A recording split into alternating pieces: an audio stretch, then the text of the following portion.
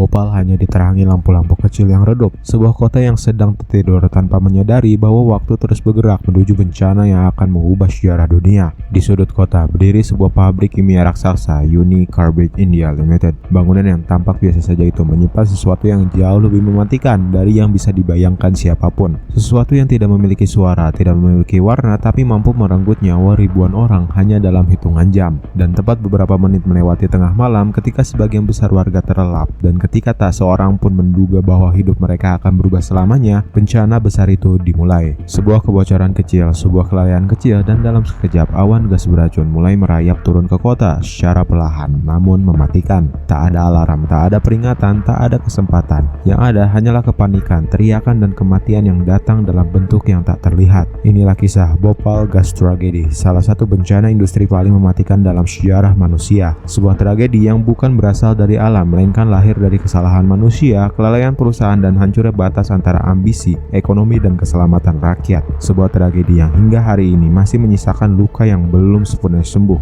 Semua itu akan kita bahas di Luar Jendela.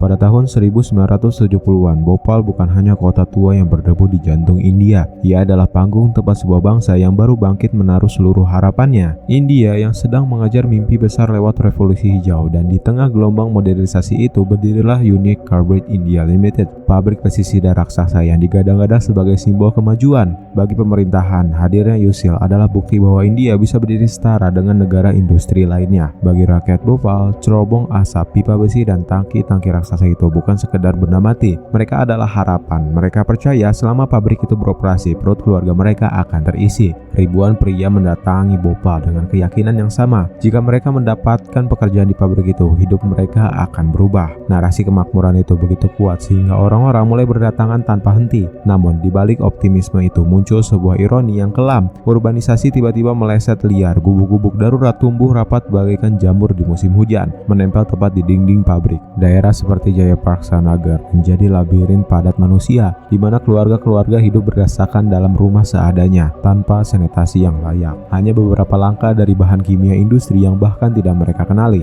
Mereka tidur, makan, tertawa, dan membesarkan anak-anak di bawah bayang-bayang tangki kimia raksasa yang berdiri angkuh di atas kepala mereka. Sebuah dunia yang terasa aman hanya karena mereka tidak pernah diberi alasan untuk merasakan rasa takut. Di balik tembok pabrik itu tersimpan jantung dari semua resiko, methyl-cyanide, atau disingkat MITCH, sebuah senyawa yang tidak berwarna, tidak berbentuk, tapi mampu membunuh dalam hitungan menit. MITCH sangat reaktif, mudah menguap, dan mampu membakar seluruh napas hingga paru-paru korban terisi cairan tubuhnya sendiri. Inilah bahan yang digunakan untuk membuat pestisida Sevin, bahan yang seharusnya disimpan di suhu dingin dengan pengawasan ketat, karena sedikit saja kelalaian dapat memicu reaksi berantai seperti bom kimia yang tak terlihat. Di atas kertas, Uni Carbide meyakinkan semua orang bahwa mereka memiliki sistem keamanan terbaik, berlapis, canggih, dan mustahil gagal. Mereka menjual keyakinan itu dengan kepercayaan diri. Standar Amerika ditetapkan penuh di India, tidak ada alasan untuk khawatir. Tapi kenyataan di balik pagar pabrik itu jauh lebih mengerikan dari yang diketahui publik. Ketika keuntungan perusahaan mulai merosot di awal 1980-an, penghematan biaya menjadi mantra baru yang berujung maut. Sistem pendingin tangki MITCH, satu-satunya penahan panas yang mencegah gas itu menguap, dimatikan demi mengurangi tagihan listrik. Menara suara yang seharusnya membakar gas berbahaya sedang tidak berfungsi. Fan gas Shuckburg dalam kondisi offline, dan alarm peringatan dimatikan agar tidak mengganggu operasional. Peralatan rusak dibiarkan apa adanya, dan para pekerja yang bertahan adalah tenaga kerja minim pengalaman yang terpaksa bekerja dengan instruksi yang semakin kacau dan alat yang semakin rapuh. Sementara itu, hanya beberapa meter dari tangki-tangki raksasa tersebut, ribuan keluarga hidup tenang dalam kegelapan malam. Mereka sama sekali tidak tahu bahwa di balik tembok itu, simbol modernisasi yang dulu mereka banggakan perlahan berubah menjadi bencana yang paling mematikan.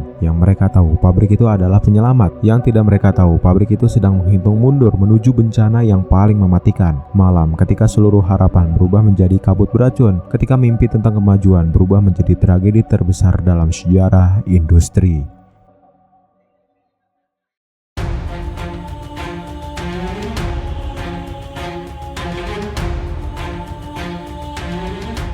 di balik tembok pabrik Unicorn Carbide India Limited yang selama ini berdiri angkuh sebagai simbol modernisasi. Sesungguhnya tersembunyi sebuah raksasa industri yang sedang sekarat. Pada awal 1980-an, kekeringan panjang menghantam India dan menghantam langsung jantung bisnis pestisida. Penjualan menurun secara drastis dan di ruang rapat satu keputusan fatal pun diambil, memangkas biaya apapun resikonya. Tapi kata efisiensi yang terdengar aman di atas kertas berubah menjadi bencana mematikan di dunia nyata. Banyak staf ahli diberhentikan, operator berpengalaman juga digantikan oleh pekerja minim pelatihan yang dipaksa bekerja dengan jadwal yang brutal. Sistem keamanan yang seharusnya menjadi benteng terakhir bagi ratusan ribu nyawa dibongkar lapis demi lapis, bukan untuk diperbaiki tapi untuk dihentikan demi menghemat biaya. Yang lebih mengerikan, jantung keselamatan pabrik itu dibiarkan berhenti berdetak. Unit pendingin yang seharusnya menjaga mix tetap beku dalam 0 derajat dimatikan berbulan-bulan lamanya, membuat bahan kimia tersebut menghangat menjadi 20 derajat Celcius, titik di mana ia semakin reaktif dan siap meledak. Menara suara yang berfungsi membakar gas bocor sedang dalam perbaikan.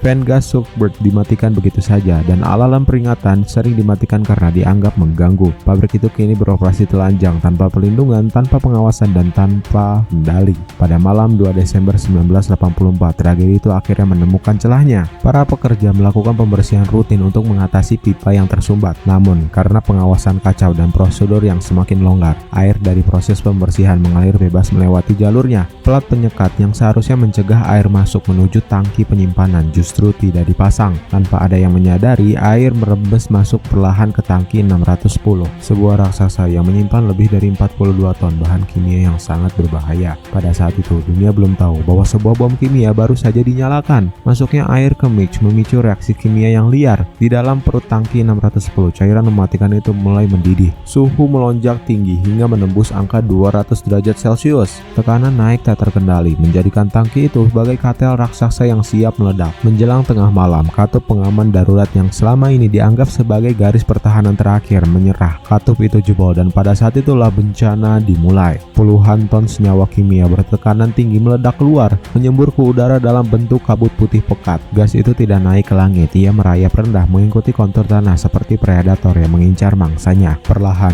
dingin dan sunyi, kabut itu bergerak menuju kubu-kubu reot di permukiman kumuh yang menempel tepat di pagar pabrik. Tidak ada peringatan, tidak ada sirine. Sirine publik seharusnya menggelar membangunkan warga, namun sengaja tidak diaktifkan tepat waktu. Dalam hitungan menit, kabut pembunuh itu sudah keluar dari pabrik, merapat ke jalan-jalan sempit Jayaprakash Nagar. Sekitar pukul 00.30 dini hari, kabut itu masuk ke rumah-rumah yang rapuh melalui celah jendela, sela-sela bambu dan pintu yang reot. Lebih dari 500.000 orang sedang terlelap dalam tidur tanpa pernah diberi kesempatan untuk bersiap. Dan baru ketika udara pertama masuk ke paru-paru mereka, neraka pun terbuka. Warga terbangun dengan mata yang terbakar, seolah disiram cairan asam. Penglihatan mereka kabur, sebagian kehilangan penglihatan dalam hitungan detik. Tenggorokan mereka seketika seperti dicekik, membuat mereka batuk keras hingga darah keluar dari mulut mereka. Mitch bereaksi dengan cairan tubuh, mengisi paru-paru dengan cairan sendiri. Kepanikan menyebar secepat gas itu bergerak. Orang-orang berlari babi buta dalam kegelapan, mencari udara yang tidak ada lagi. Anak-anak tergelincir dari genggaman orang tuanya. Keluarga terpisah dalam gelombang manusia yang menangis dan berteriak. Banyak yang terinjak-injak di jalan, jatuh sebelum gas sempat membunuh mereka. Pada malam itu, Bhopal berubah menjadi kamar gas raksasa. Kota yang sebelumnya hidup dalam bayang-bayang pabrik modern kini tenggelam dalam kabut kematian yang memeluk setiap sudutnya. Malam yang seharusnya menjadi malam biasa berubah menjadi salah satu tragedi industri paling kelam dalam sejarah manusia.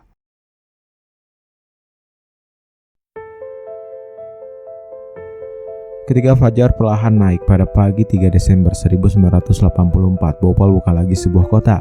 Ia telah berubah menjadi ladang pembantaian yang sunyi, tempat di mana nafas terakhir ribuan manusia berhenti dalam keheningan yang begitu mencekam. Sinar matahari yang biasanya membawa harapan kini justru memperlihatkan kenyataan yang jauh lebih mengerikan. Di lingkungan padat dekat pabrik, keheningan seperti menyelimuti setiap sudut. Banyak pintu rumah dibiarkan terbuka dan di dalamnya keluarga-keluarga ditemukan meninggal dalam posisi yang seakan masih tertidur. Mereka tidak pernah bangun, tidak sempat berteriak, tidak sempat menyadari bahwa mimpi buruk itu bukan mimpi melainkan akhir yang datang terlalu cepat. Kepanikan berpindah ke rumah sakit, terutama rumah sakit Hamidiya yang dalam hitungan menit berubah menjadi neraka sesungguhnya. Halaman, lorong, hingga ruang tunggu dipenuhi lautan manusia yang sekarat. Dokter dan perawat berjuang dalam keputusasaan melangkahi mayat untuk mencapai pasien yang masih bernafas. Namun seringkali upaya mereka berakhir sia-sia. Di antara tumpukan tubuh terlihat pemandangan yang paling menghancurkan hati. Anak-anak kecil yang meninggal dunia masih berada dalam pelukan sang ibu yang juga telah pergi. Cinta begitu besar itu tidak mampu menyelamatkan mereka dari racun yang tak terlihat. Pemerintah India awalnya merilis angka kematian yang kecil, namun kenyataan di lapangan jauh lebih gelap. Truk-truk tentara bolak-balik membawa jenazah ke kuburan massal dan krematorium. Api kremasi menyala tanpa henti selama berhari-hari. Korban jiwa diperkirakan mencapai 15.000 hingga 25.000 jiwa, baik secara langsung maupun secara perlahan akibat racun tersebut. Dalam satu malam, Bhopal menjadi kota mayat. Namun tragedi itu tidak berhenti pada hari pertama. Gasmik mungkin telah lenyap terbawa angin, tetapi efeknya justru baru dimulai. Bagi ratusan ribu penyintas, hidup berubah menjadi perang melawan tubuh mereka sendiri. Mereka yang berhasil selamat disebut sebagai mayat hidup. Orang-orang yang paru-parunya rusak permanen, yang setiap tarikan nafas terasa seperti menghirup api. Ribuan lainnya mengalami kebutaan, kerusakan saraf, kelumpuhan, hingga kanker yang perlahan muncul bertahun-tahun kemudian, seperti bom waktu yang menunggu waktunya untuk meledak. Dan yang paling mengerikan, racun itu tidak berhenti membunuh. Pada tahun 1984, pabrik Unicarbide dibiarkan terbengkalai tanpa pembersihan, meninggalkan limbah kimia yang meresap jauh ke dalam tanah. Sumur-sumur di sekitar area itu dipenuhi logam berat dan pestisida berbahaya. Namun warga miskin yang tidak punya pilihan tetap menggunakan sebagai sumber air sehari-hari, yang tanpa mereka sadari mereka sama saja meminum racun yang sama membunuh keluarga mereka puluhan tahun yang lalu. Kutukan itu akhirnya turun ke generasi berikutnya. Bayi-bayi yang lahir dengan cacat fisik yang mengerikan, pertumbuhan terlambat, dan penyakit kronis yang tidak dapat dijelaskan. Bahkan anak-anak yang lahir puluhan tahun setelah tragedi itu terjadi menanggung dosa kelalaian sebuah perusahaan yang hanya mengejar keuntungan tanpa peduli pada nyawa manusia. Dan hingga hari ini Bhopal tetap menjadi kota yang dihantui bukan oleh roh halus atau legenda urban, tetapi oleh hantu gas yang tak pernah benar-benar hilang. Racunnya masih berada di tanah, di air, dan di tubuh para penyintas, menjadikan Bhopal sebagai monumen hidup, peringatan abadi tentang betapa murahnya nyawa manusia jika dibandingkan dengan keuntungan industri.